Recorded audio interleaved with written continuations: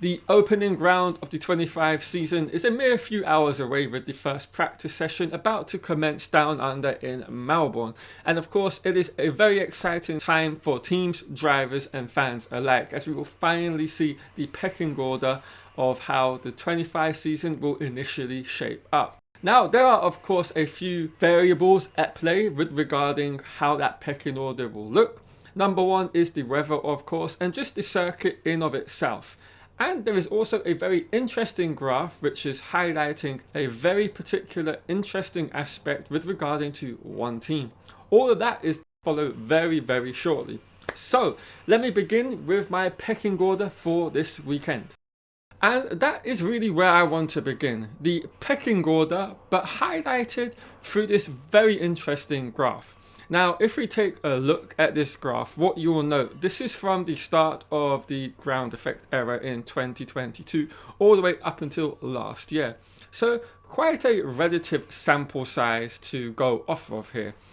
And what it does and shows to us all is the average lap time percentage, or just the average lap time gain that a team has on this particular circuit across that of the rest of the calendar. Now, this is very interesting because, as you can see, quite a few teams go quicker here on average than they do at any other circuit, while some of the more important and big teams do not. And this graph could have quite a bearing on how the pecking order shapes up this weekend. Now, if you'll note, Ferrari are the biggest gainers when it comes to the Albert Park circuit. On average, every season, they are quicker on this circuit by over 0.3 of a second over that of their rivals. Now, if you look at the graph, you will also note the other big four teams really do not gain any sort of advantage here at all, with the only other team being that of McLaren being a smidgen quicker than on average across the rest of the circuits. Now, the really interesting point here to make is the Red Bull team. They are on average 0.3 of a second slower than that of how they are across all of the other circuits. So this could put them at a severe disadvantage for this weekend. And of course, this all is at the mercy of the gods, whether we get a wet weather race or whether it's dry and it changes across the next 24 to 48 hours. But this is how I see it panning out. And it's very interesting taking this. So how I want to do this is look at the race pace of McLaren, Ferrari and Mercedes.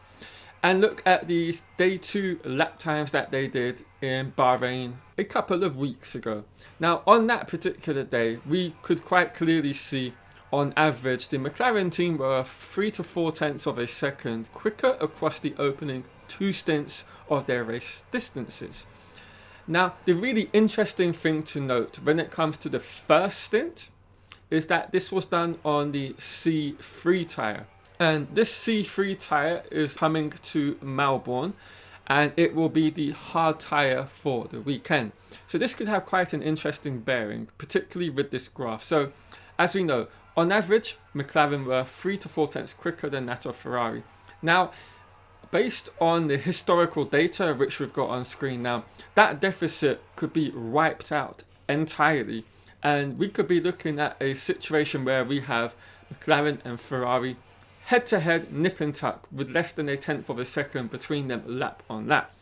And this is where it gets really interesting, because this would place them as the leading teams for the weekend in a dry weather situation, and potentially, given what Norris has also stated in the media today, where he is saying we're going to be quite surprised by the pace of Ferrari this weekend, this could put Ferrari the leading team for a dry weekend.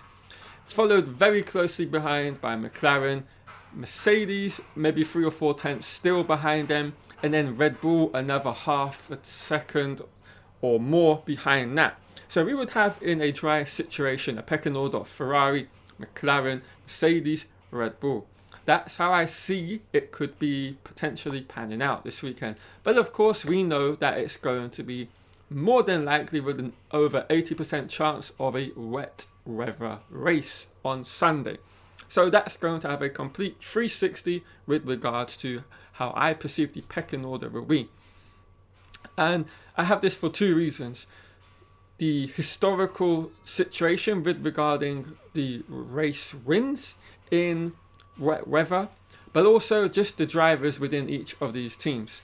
Now, if it's a wet race, I highly believe that we will see a leading duo of Lando Norris from McLaren and Max Verstappen leading the charge across the race distance, and they will be fighting for the win. And I would actually then put as a team the Mercedes team in the third quickest car, just a little bit behind that of McLaren and Red Bull, and then Ferrari would be the fourth quickest team. That would be my prediction. And I say this because Ferrari have not won a race in the wet for over a decade, and they've had many opportunities to do so and have some experienced and good drivers in the wet. But there is, of course, a caveat to it this year. They have what I consider to be one of the three greatest wet weather drivers in the history of the sport in Lewis Hamilton. And so that could play a key factor in whether we see Ferrari have a bit more performance in the wet than they would usually do. So to summarize this, I would say in a dry situation, we could have Ferrari and McLaren being extremely close, the leading two teams, followed behind that by Mercedes and Red Bull. And for a wet race, it's going to be McLaren, Red Bull, Mercedes, Ferrari. That's how I see the top four teams playing out across those two hypothetical situations come Sunday.